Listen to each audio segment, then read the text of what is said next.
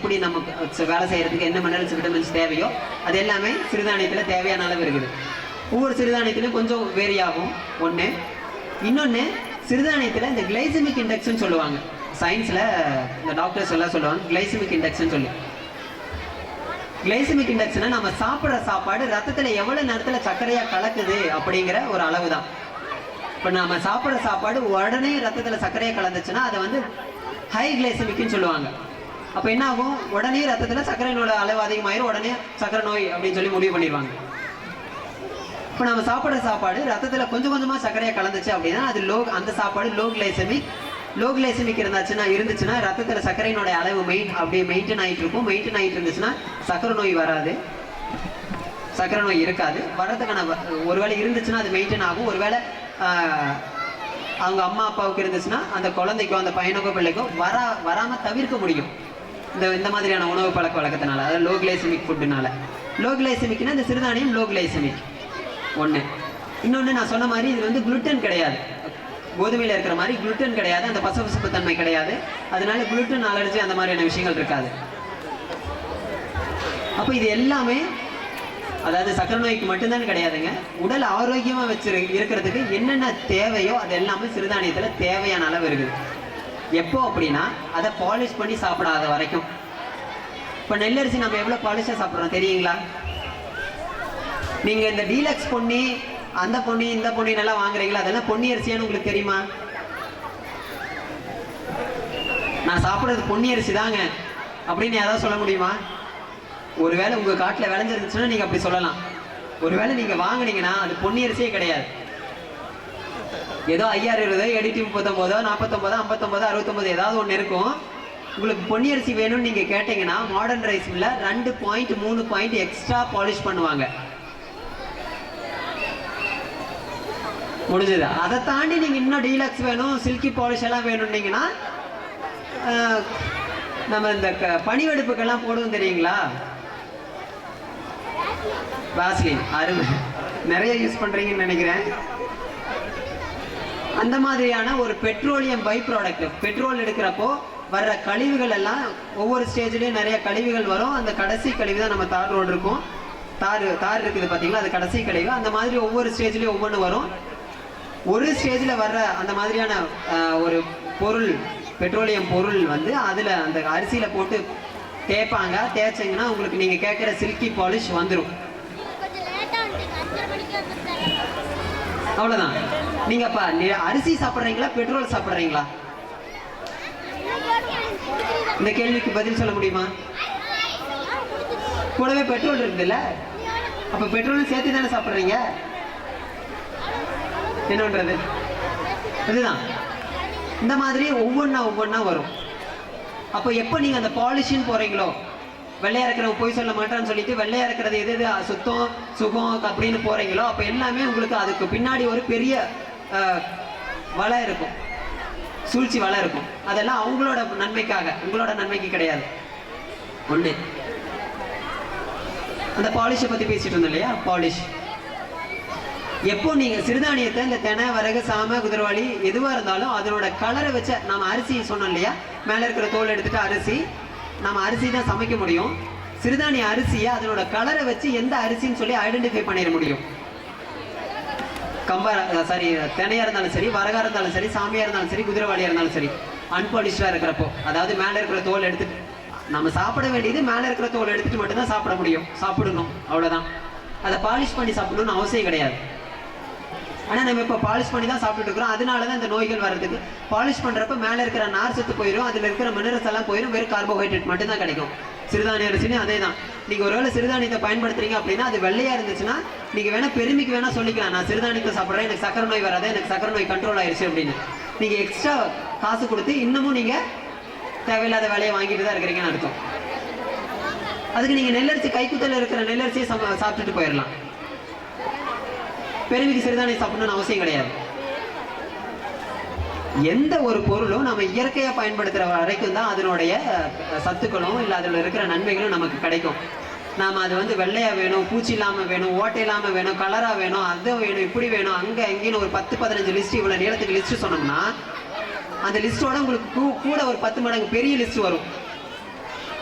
இந்த நோய் அந்த நோய் இப்படி அங்கே கை கண்ணு போகும், காது போகும், கேன்சர் வரும், கிட்னி ஃபெயிலியர் ஆகும், லிவர் ஃபெயிலியர் ஆகும், லிவரில் காப்பர் ஸ்டோர் ஆகும், லிவரில் அது ஸ்டோர் ஆகும், இது ஸ்டோர் ஆகும், கடைசியாக உங்களுக்கே தெரியும். அப்படிதான் நீங்க இந்த லிஸ்ட் கேட்டீங்கன்னா அந்த லிஸ்ட்டுக்கு ஈக்குவலா ஒரு 10-20 மடங்கு பெருசா கூட இன்னொரு லிஸ்ட் வரும். நீங்க போய் டாக்டர்கிட்ட போனீங்கன்னா டாக்டர் அந்த லிஸ்ட் சொல்லுவாரு, உங்களுக்கு இந்த நோய் இருக்குதுங்க அப்படின்னு சொல்லுவாரு.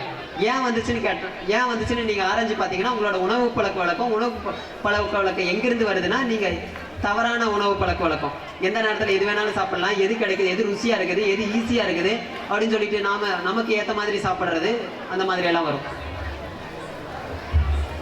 இப்போ நாம தான் முடிவு பண்ணிக்கணும். அதே தான் மறுபடியும் ஆரம்பத்துக்கு ஏபிசிடி ஏகே வரேன், தீதும் நன்றும் பெதற வாரா. சரிங்க, இப்போ எனக்கு ஒரு பிரச்சனை, அதை நான் இப்போ இருக்கிற நிலைமையில எனக்கு ஒரு பிரச்சனை வந்துச்சுன்னா ஒரு 4000 ரூபாயோ 40,000 ரூபாயோ பிரச்சனையோட முடிஞ்சு போயிடும். அதுக்கு மேலே பிரச்சனை வராது. அதாவது ஒரு 40,000 ரூபா வரைக்கும் வரும். ஏன்னா அந்த அளவுக்கு தான் நான் மெயின்டைன் பண்ணிட்டு இருக்கிறேன், நான் இருக்கிறேன். இப்போ அம்பானிக்கு 40,000 ரூபா பிரச்சனை ஒரு பெரிய பிரச்சனையா? அம்பானி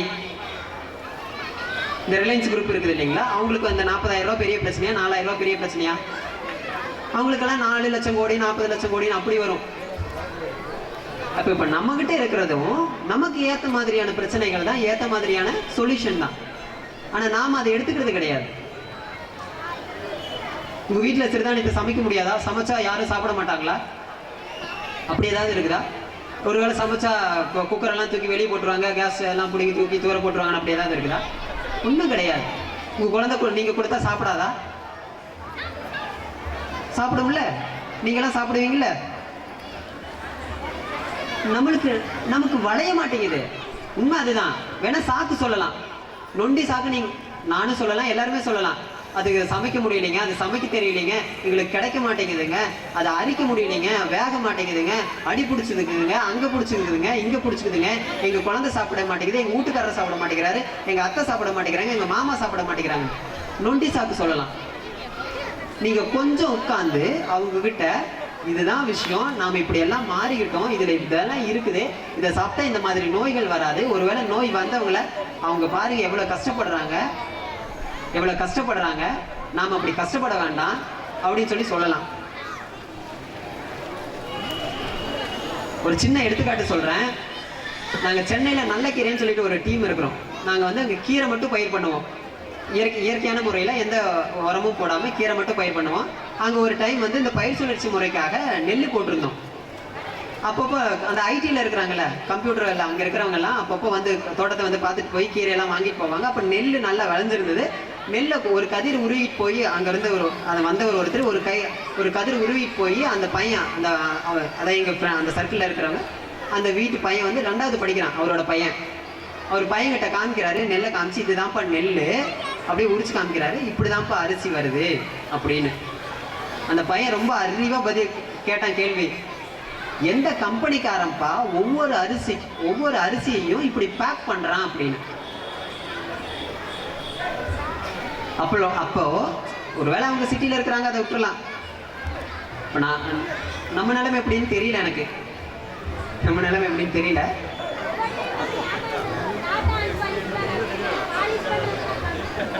பாலிஷ் பண்றதுனால ஏமாந்துறமாமா அந்த பையனுக்கு தெரியுது நல்லா.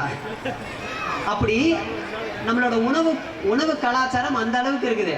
அந்த பையன் 2வது படிக்கிறான், அட்லீஸ்ட் ஒரு டைம்னாலும் நெல்லரிசி சாப்பிட்டுருப்பான் அவன். அந்த அம்மாவோ அந்த அவங்க அப்பாவோ சமைச்சு கொடுத்துருப்பாங்க. அது எங்கேருந்து வருது, எப்படி வருது, என்ன எதுன்னு சொல்றது கிடையாது. அவங்களுக்கு நிறைய வாய்ப்புகள் இருக்குது. ஒரு வேளை தோட்டத்தை கூட்டிட்டு போய் காமிக்க முடியலனாலும் கூகுள் கடவுள் இருக்கிற அப்படி கூகுள்கிட்ட கேட்டால் எல்லாத்தையும் சொல்லிடுவோம். அப்படி கம்ப்யூட்டர் முன்னாடி இப்போ வந்து கூகுளில் தட்டி இப்படிதான்ப்பா நெல் விளைவிக்கிறாங்க, அந்த விவசாயி இப்படி கஷ்டப்படுறான், 3 மாதம் இப்படி கஷ்டப்படுறான், வயல் அடிக்கிறாங்க, தலைதாம்பு வெட்டி போடுறாங்க, தினம் தண்ணி எடுத்து விடுறாங்க, தண்ணி அதிகமாக போச்சுன்னா தண்ணி வெளியே எடுத்து விடுறாங்க, மழை வந்துச்சுன்னா தண்ணி வெளியே எடுத்து விடுறாங்க, பூச்சி வந்துச்சுன்னா மருந்து அடிக்கிறதுக்கு இவ்வளோ கஷ்டப்படுறாங்க. அதுக்கு ஒருவேளை இயற்கை முறையில் பண்ணினாங்கன்னா அதுக்கு மாட்டு கோமியத்தை குடிக்கிறாங்க, எல்லா தலைதளம்பையும் வெட்டிட்டு வந்து போட்டு இடித்து பண்ணுறாங்க. இப்போ ஒரு கிலோ அரிசி நமக்கு வரதுக்கு இவ்வளோ ட்ராவல் ஆகி வருதுன்னு ஒரு அரை மணி நேரம் கூட வேண்டாங்க, 10 நிமிஷத்தில் அந்த குழந்தைக்கு தெளிவாக புரியுற மாதிரி சொல்ல முடியும். பக்குவமா. அப்படி சொன்னா அந்த குழந்தைக்கு தெரியும் நாம சாப்பாட்டை வீண் பண்ணலாமா பண்ணக்கூடாதா, சாப்பாட்டை பிளேட்ல வைக்கலாமா வைக்கக்கூடாதா, சாப்பாட்டை யாரும் இல்லைன்னா கொண்டு போய் டாய்லெட்ல கொட்டலாமா கொட்டக்கூடாதான்னு அந்த பையனுக்கு தெரியும். ஏன்னா எவ்வளவு கஷ்டப்படுறாங்கன்னு. நமக்கு அதெல்லாம் முக்கியம் கிடையாது, நமக்கு சீரியல் முக்கியம். நமக்கு சீரியல் முக்கியம், பக்கத்து வீட்டு அந்த அம்மாவோட கதை அடிக்கிறது முக்கியம்.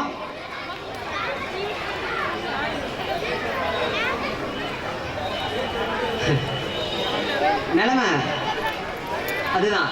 நீங்க உங்க குழந்தை நல்லா படிக்கணும், நல்லா சம்பாதிக்கணும் அப்படின்னு செய்யற வேலையெல்லாம் ஆரோக்கியத்துக்காக செய்யறீங்களா? ஆரோக்கியத்துக்கு அதுக்காக 2% செலவழிக்கிறீங்களான்னா கிடையாது.